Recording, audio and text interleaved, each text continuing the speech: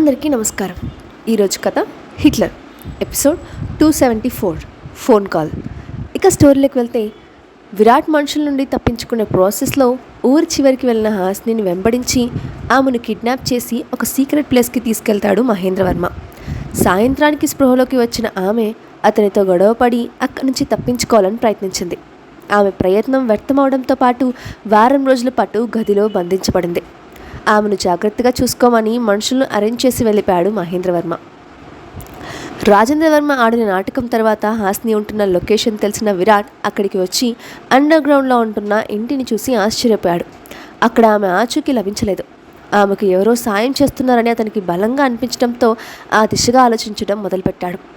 అతని వెనుక వచ్చిన దాస్కి ఆ గదిలో మహేంద్రవర్మ కర్చీఫ్ దొరకడంతో అతని మీద అనుమానాలు మొదలయ్యాయి. ఆ ప్రదేశం నుంచి బయటకు వచ్చిన విరాట్, మనం ఇక్కడికి వస్తున్నట్టు ఎవరికి తెలుసు? హాస్ని తప్పించుకోవడంలో నీ హ్యాండ్ ఏమైనా ఉందా అని దాస్ని సూటిగా అడిగాడు. సార్, మీరు నన్ను అనవసరంగా అనుమానిస్తున్నారు. నిజమే, మీ భార్యగా మేడంకి ప్రత్యేకమైన మర్యాద ఇస్తాను, అంతేకాని మీకు తెలియకుండా ఏమీ జరగదు. కొన్ని సంవత్సరాలుగా మీ దగ్గర నమ్మకంగా పనిచేస్తున్నాను సార్. మీకు నా వల్ల మంచి జరుగుతుంది కానీ చెడు జరగదు అని నిజాయితీగా చెప్పాడు దాస్. నాకెందుకో హాస్ని తప్పించుకోవడం వెనుక మరొకరున్నారని బలంగా అనిపిస్తోంది. నువ్వు కొద్ది రోజులు ఫ్యామిలీ మెంబర్స్ అందరినీ అబ్జర్వ్ చేయి. ముఖ్యంగా రాజేంద్రవర్మ ఇంకా మహేంద్రవర్మ మీద ప్రత్యేకంగా నిఘా పెట్టు. ఆ ఇద్దరి మధ్య నాకు 1% కూడా నమ్మకం లేదు. ఏవైనా తేడా జరిగితే అస్సలు ఊరుకోను అని వార్నింగ్ టోన్లో అన్నాడు విరాట్. షూర్ సార్, ఈరోజు నుంచి నేను అదే పనిలో ఉంటాను. ఏమాత్రం అనుమానం వచ్చినా మీకు ఇన్ఫార్మ్ చేస్తాను అని చెప్పాడు దాస్. రోజులు వేగంగా సాగిపోతున్నాయి, కానీ హాస్ని జాడ మాత్రం తెలియలేదు. రాజేంద్రవర్మ ఇంకా మహేంద్రవర్మ కూడా అనుమానాస్పదంగా ఎక్కడికి తిరగడం లేదు. అయితే ఇంట్లోనూ లేదంటే కంపెనీలోనే ఉంటున్నారు. దాంతో హాస్ని గురించి ఎంక్వైరీ చేయడం మరింత కష్టంగా మారింది. ఆమె కోసం రాష్ట్రమంతా వెతికిస్తున్నాడు. ఎక్కడా ఆమె ఆచూకీ లభించలేదు. రాను రాను అతని ప్రవర్తన పూర్తిగా మారిపోయింది. పని ఉంటే ఆఫీస్కి వెళ్ళడం, లేదంటే ప్యాలెస్లో హాస్ని జ్ఞాపకాలతో ఒంటరిగా గడపడం ఇదే దినచర్యగా మారింది. ఆమె వెళ్ళిన దగ్గర నుంచి అతని మనసుకి ప్రశాంతత లేదు. తెలియని వేదన మనసును అతలాకుతం చేస్తూ ఉంటే ఒత్తిడిని తగ్గించుకోవడానికి స్టడీ రూమ్లో కూర్చొని వరుసగా సిగరెట్లు కాలుస్తూనే ఉన్నాడు. అదే సమయంలో ప్యాలెస్కి వచ్చిన అనసూయ కొడుకు స్టడీ రూమ్లో ఉన్నాడని తెలుసుకొని అటుగా నడిచింది. డోర్ ఓపెన్ చేసిన ఆమెకు గుప్పుమని సిగరెట్ వాసన రావడంతో ముక్కుకి కర్చీఫ్ అడ్డు పెట్టుకొని ఆ గది మొత్తం పరిశీలించి చూసింది. ఫ్లోర్ మొత్తం సిగరెట్ పీకలతో, గదంతా పొగతో నిండిపోయి ఒక్కొక్క నిమిషం ఆమెను ఉక్కిరిబిక్కిరి చేసేసాయి. కాసేపటికి తేరుకొని, ఇదంతా ఏంటి విరాట్? ఎవరి కోసం ఇలా అయిపోతున్నావు? అర్హత లేని అమ్మాయి కోసం అందరినీ దూరం పెట్టి నీ ఆరోగ్యం పాడు చేసుకుంటూ ఉంటే చూస్తూ ఊరుకోలేను. ఇంకొక్క నిమిషం కూడా నువ్వు ఇక్కడ ఉండడానికి వీల్లేదు. బయటికి రా అని అతని మీద అరిచింది అనసూయ. ఆమె మాటల్ని పట్టించుకోకుండా, ఇక్కడికి ఎందుకు వచ్చావు అని సూటిగా అడిగాడు. నేను నీ కన్న తల్లిని. నీ బాగోగులు చూసుకోవడం నా బాధ్యత. నువ్వు ఇలా నాశనం అయిపోతూ ఉంటే రాకుండా ఎలా ఉంటాను అని ఆవేదనగా అడిగింది. నా గురించి నీకు అంత పట్టింపు కదా? సరే అయితే, కొన్ని రోజుల క్రితం నాకు తెలిసిన విషయం అడుగుతాను, నిజం చెప్పు.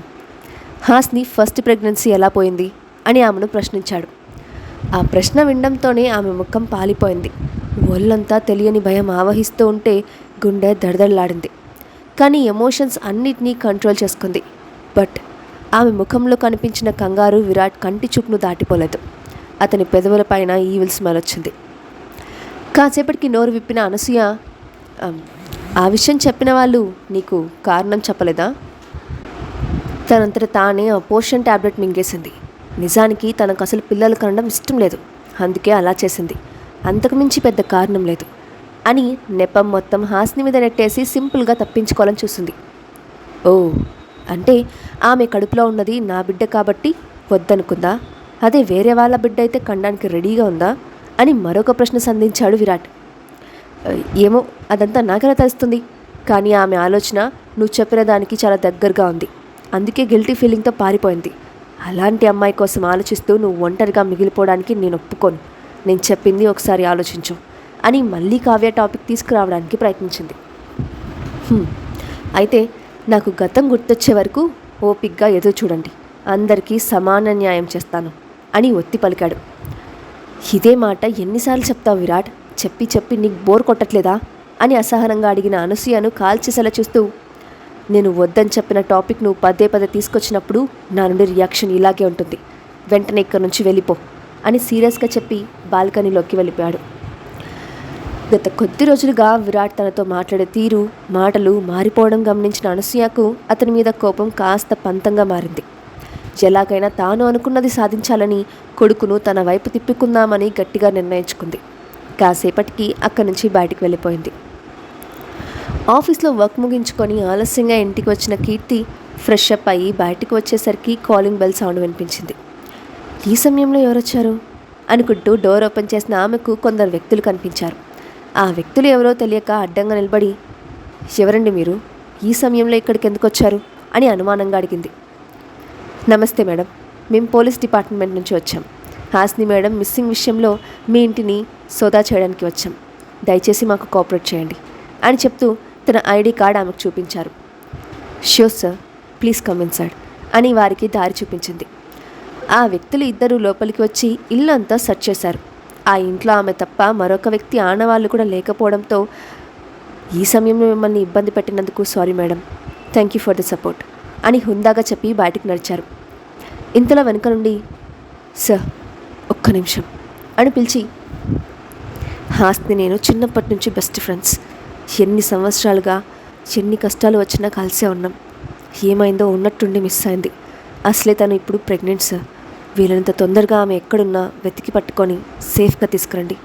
మీ నుండి ఈ ఒక్క హెల్ప్ ఆశిస్తున్నాను అని బాధగా చెప్పింది కీర్తి. ఇది మా డ్యూటీ మేడం, మా ప్రయత్నం మేము చేస్తాము అని చెప్పి ఆ వ్యక్తులు ఇద్దరు వెళ్ళిపోయారు. ఆ తర్వాత దాస్కి ఫోన్ చేసి పోలీసులు వచ్చిన విషయం, హాస్ని ఎందుకు వెళ్ళిపోయిందో ఇప్పటికైనా చెప్పు, తను ఎలా ఉందో తెలియక కంగారు వస్తోంది అని అతన్ని రిక్వెస్ట్ చేసింది. దాంతో అనసూయ చేసిన ఘనకార్యం మొత్తం ఆమెకు వివరించాడు దాస్. అసలు ఈ పెద్దావిడ సమస్య ఏంటి? ఎందుకని పదే పదే హాస్నిని అనుమానించి అవమానిస్తోంది? తనకిష్టం లేకపోతే దూరంగా ఉండొచ్చు కదా. ఎందుకని ప్రతిసారి కక్ష సాధింపు చర్యలు చేస్తోంది? అంత పెద్ద తప్పు తనేం చేసిందని? పాపం పిచ్చిది. టెస్ట్ జరిగిన రోజు ఎంత బాధపడిందో ఏంటో. కానీ కనీసం నా దగ్గర కూడా తన పెయిన్ షేర్ చేసుకోలేదు. ఇప్పుడు ఎలా ఉందో ఏంటో అని పూడుకుపోయిన గొంతుతో అడిగింది. మేడం ఎక్కడున్నా సేఫ్గా ఉండాలని కోరుకోవడం తప్ప మనం చేయగలిగింది ఏమీ లేదు. ఆమె ఆచూకీ కోసం సార్తో పాటు నేను కూడా చాలా తీవ్రంగా ప్రయత్నిస్తున్నాను. కానీ ఒక్క క్లూ కూడా దొరకట్లేదు. అయినా డబ్బులున్న వాళ్ళ ఇళ్లలో ఆస్తి కోసం, హక్కుల కోసం, హోదా కోసం ఇలాంటి దారుణాలు జరుగుతూనే ఉంటాయి. అవుటర్స్ ఎవరైనా వాళ్ళకు నచ్చకపోతే అటు తప్పించడానికి ఎన్ని కుట్రలనే చేస్తారు. ఇలాంటి వాళ్ళ గురించి మనం ఎంత తక్కువగా మాట్లాడుకుంటే అంత ప్రశాంతంగా ఉంటుంది. నువ్వు ఈ విషయాలని వదిలేసి ఆఫీస్ని జాగ్రత్తగా చూసుకో అని ఆమెతో కాసేపు మాట్లాడి కాల్ కట్ చేశాడు దాస్. అతనితో మాట్లాడుతున్నప్పటికీ హాస్ని గురించిన దిగులు ఆమెను విడవలేదు. ఇక ఉండలేక ఆమె మొబైల్కి కాల్ చేసింది. కాసేపటికి అటెండ్ చేసినట్టు తెలియడంతో ఎవరు మాట్లాడుతున్నారో కూడా గమనించలేదు. హడావిడిగా మాట్లాడడం మొదలెట్టింది. హాస్ని, ఎక్కడున్నావే? కనీసం నాకు కూడా చెప్పకుండా ఎక్కడికి వెళ్ళిపోయావు? ఒంటరిగా వెళ్ళాల్సినంత కష్టం నీకేం వచ్చింది? కనీసం కడుపుతో ఉన్నా అన్న జ్ఞానం కూడా లేకుండా అంత రిస్క్ ఎలా చేసావు? ఏమైనా తేడా జరిగితే పిల్లల పరిస్థితి ఏమవుతుందో ఆలోచించావా? దయచేసి ఎక్కడున్నావో చెప్పవే, నేను వచ్చి నిన్ను జాగ్రత్తగా చూసుకుంటాను. కనీసం నీ ఆచూకీ విరాట్ గారికి కూడా చెప్పను. నన్ను నమ్మవే, ప్లీజ్ వే అని రిక్వెస్ట్ చేసింది కీర్తి. నువ్వు అలాంటి హెల్ప్ చేస్తావని ఖచ్చితంగా తెలుసు, అందుకే నీ మీద కూడా దృష్టి పెట్టాను అని వినిపించిన విరాట్ వాయిస్కి షాక్ అయిపోయింది. కానీ అంతలోనే తేరుకొని, విరాట్ గారు కోపం తెచ్చుకోకుండా 2 నిమిషాలు నా మాట వినండి. హాస్ని ఎలాంటి తప్పు చేయలేదు. తన కడుపులో పెరుగుతున్నది మీ రక్తమే. తన మనసులో ఉన్నది మీరు మాత్రమే. తన జీవితంలో మీకు తప్ప మరెవరికి స్థానం లేదు. మిమ్మల్ని మోసం చేయాలని కలలో కూడా అనుకోదు.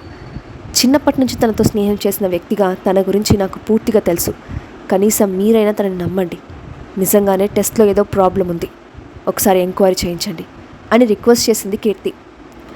ఆమె చెప్పిన విషయం విన్న తర్వాత ఎలాంటి సమాధానం చెప్పకుండా సైలెంట్గా కాల్ కట్ చేసిన విరాట్ కాల్ లిస్ట్ ఓపెన్ చేసి చెక్ చేయడం మొదలుపెట్టాడు. ఆఖరిగా ఆమె మాట్లాడిన కాల్ టైం ప్యాలెస్లో నుంచి వెళ్ళడానికి 15 గంట ముందు ఉండటంతో అతనిలో అనుమానం మరింత బలపడింది. హాస్ని ప్యాలెస్ వదిలిపోవడానికి ఈ కాల్కి ఏమైనా సంబంధం ఉందా అని వెంటనే ఆ నెంబర్ ఎవరితో కనుక్కోవాలని అనుకున్నాడు. హాస్ని వెళ్ళిపోవడంతో విరాట్ ఎప్పటికీ తనవాడేనని పగటి కలలు కంటున్న కావ్యకి హఠాత్తుగా ఒక విషయం గుర్తొచ్చింది. గాడ్, ఆ రోజు హాస్నికి కాల్ చేసి తల్లి కొడుకుల మాటల్ని వినిపించింది నేనే కదా. ఆ విషయం విరాట్కి తెలిస్తే ఇంకేమైనా ఉందా అని భయంతో గుండెల మీద చేయి వేసుకుంది. ఇంత భయపడే బదులు ఏదో ఒక కట్టుకథ కల్లి విరాట్కి చెప్పేస్తే ఒక పని అయిపోతుంది కదా. తనంతట తాను తెలుసుకుంటే పెద్ద ప్రాబ్లం అవుతుంది. అదే నేనే చెప్పేస్తే ప్రాబ్లం సాల్వ్ అయిపోతుంది. ఇదే బెటర్ ఐడియా అని మరుసటి రోజు అతని దగ్గరకు వెళ్ళడానికి నిర్ణయించుకుంది. ఆ రాత్రి భోజనం చేస్తున్న సమయంలో మహేంద్రతో మాట్లాడుతూ, విరాట్ ఇంకా హాస్ని కోసం వెతికిస్తూనే ఉన్నాడా అని అడిగింది కావ్య. ఆమె దొరికే వరకు ఈ ప్రాసెస్ కొనసాగుతూనే ఉంటుంది. అయినా ఈ విషయం గురించి నువ్వెందుకు అడుగుతున్నావు అని ప్రశ్నార్థకంగా చూశాడు మహేంద్ర. జస్ట్ క్యాజువల్గా అడిగాను అంతే, అంతకుమించి ఏం లేదు. అయినా తను వెళ్ళిపోయి చాలా రోజులైంది కదా, ఇంకా సిటీలో వెతికితే ఏంటి ఉపయోగం. కానీ ఆమెను సీక్రెట్గా ఎవరో సాయం చేస్తూ ఉన్నారని నాకు స్ట్రాంగ్ ఫీలింగ్. నిజమేనా అని అతని కళ్ళల్లోకి సూటిగా చూసింది. ఏంటి తల్లి నా వైపు అనుమానంగా చూస్తున్నావు? కొంప తీసి హాస్నికి హెల్ప్ చేస్తుంది నేనని నీ అనుమానం కాదు కదా. నాకంత సీన్ లేదు కాబట్టి నీకు డౌట్ అక్కర్లేదు అని తెలివిగా చెప్పాడు మహేంద్ర. నువ్వేం కంగారు పడకు, నాకు అలాంటి అనుమానాలు ఏం లేవు. ఇప్పుడు నా గోల్ రీచ్ అవ్వాలంటే కావాల్సింది నీ హెల్పే కదా. అలాంటప్పుడు నువ్వు రిస్క్ తీసుకుంటే చూస్తూ ఎలా ఊరుకుంటాను చెప్పు అని డైలాగ్ కొట్టింది కావ్య. తన గురించి నాకు ఆందోళనగానే ఉంది, కానీ తను ఇక్కడికి రావడం నాకు అస్సలు ఇష్టం లేదు. మా అన్నయ్య పక్కనుంటే తనకు ఎప్పుడూ సమస్యలే. దూరంగా ఉంటే అయినా కాస్త ప్రశాంతంగా ఉంటుంది అని చెప్పి తన గదిలోకి వెళ్ళిపోయాడు మహేంద్ర. మరుసటి రోజు ప్యాలెస్కి వెళ్ళిన కావ్య విరాట్ రాక కోసం ఎదురు చూస్తూ హాల్లోనే కూర్చుంది. ఆమెను చూసి కూడా పట్టనట్లు తిరుగుతున్న సరితను మందలించి భోజనం ఏర్పాట్లు చేయమని ఆర్డర్ వేశాడు సూరజ్. ఆ కావ్య మేడంకి వంట చేయమని నాకు చెప్పకు సూరజ్. ఆమె దగ్గరికి వెళ్తూ ఉంటే అసహ్యంగా ఉంది. గతంలో ఆమె వల్ల హాస్ని మేడం ఎన్ని బాధలు పడ్డారో నేను ఇప్పటికీ మర్చిపోలేను. నీకు ఆవిడ మీద అంత అభిమానం కారిపోతూ ఉంటే వేరే వాళ్ళతో చేయించుకో అని మొహం మీద చెప్పి వేరే వర్క్ వెళ్ళిపోయింది సరిత. ఇక చేసేదేమీ లేక వేరే వర్కర్స్తో కావ్య భోజనానికి ఏర్పాట్లు చేయమని చెప్పి అన్నీ రెడీ అయిన తర్వాత ఆమెను భోజనానికి రమ్మని పిలిచాడు సూరజ్. అయితే అక్కడికి వచ్చినప్పటి నుండి సరిత యాటిట్యూడ్ గమనించిన కావ్యకి చాలా కోపం వచ్చింది. కానీ తను ఉన్న కంగారులో ఆ విషయాన్ని పక్కకు పెట్టేసింది. విరాట్తో వీలైనంత తొందరగా మాట్లాడాలని ఎదురు చూస్తున్న ఆమెకు తినాలని అనిపించక ఆకలి లేదని సూరజ్కి చెప్పి పంపించేసింది. ఆ రోజు సాయంత్రం కంపెనీలో వర్క్ ముగించుకొని లోపలికి వస్తున్న విరాట్కి ఎదురెళ్ళి, ఈరోజు చాలా ఆలస్యమైంది, ఆఫీస్లో వర్క్ ప్రెషర్ ఎక్కువగా ఉందా అని కన్సర్న్ చూపించింది కావ్య. ఆమెకు సమాధానం చెప్పకుండా ఇక్కడికి ఎందుకు వచ్చావు అని సూటిగా అడుగుతూ సోఫాలో కూర్చున్నాడు విరాట్. అతని చూపుకి తడబడిన కావ్య, నేను నీతో ఒక ముఖ్యమైన విషయం మాట్లాడాలి విరాట్, ఇప్పుడు ఫ్రీగా ఉన్నావా అని అడిగింది. అతను చెప్పమన్నట్లుగా తల ఊపడంతో గట్టిగా ఊపిరి పీల్చుకొని, ఆ రోజు మనం అనసూయ అత్త ఇంట్లో కలిసినప్పుడు నా పర్సనల్ మెయిడ్ మంగ నాకు తెలియకుండా హాస్నికి కాల్ చేసింది. అప్పుడే నువ్వు అత్తయ్య మాట్లాడుకుంటున్న మాటలు ఆమెకు తెలిసాయి. ఆ తర్వాతే తను ప్యాలెస్ వదిలి వెళ్ళిపోయింది. నిన్న యథాలాపంగా కాల్ లిస్ట్ చూస్తూ ఉంటే ఆ విషయం బయటపడింది. వెంటనే ఆమెను పిలిచి గట్టిగా అడిగితే నిజం ఒప్పుకుంది. తన తరపున నేను క్షమాపణ చెప్తున్నాను విరాట్, దయచేసి మా ఇద్దరి వల్ల జరిగిన తప్పుకు క్షమించు అని ఇన్నోసెంట్గా ముఖం పెట్టింది కావ్య. ఆమె చెప్పిన విషయం విన్న విరాట్ కళ్ళు కోపంతో ఎర్రబడ్డాయి. ఆమె వైపు తీక్షణంగా చూస్తూ, కొన్ని తప్పులకు ఎప్పటికీ క్షమాపణ దొరకదు, ఇంకొక్కసారి ప్యాలెస్కి రావద్దు అని కోపంగా చెప్పాడు విరాట్. అతని మాటలకి నిర్ఘాంతపోయిన కావ్య, అంత తప్పు నేనేం చేశాను విరాట్ అని అతన్ని నిలదీసింది. ఆమె ప్రశ్నకు అతని సమాధానం ఏంటి? హాస్ని ఆచూకీ ఇప్పటికైనా లభిస్తుందా? కావ్య నిజస్వరూపం విరాట్కి తెలుస్తుందా? నెక్స్ట్ పార్ట్లో చూద్దాం. Thanks for watching.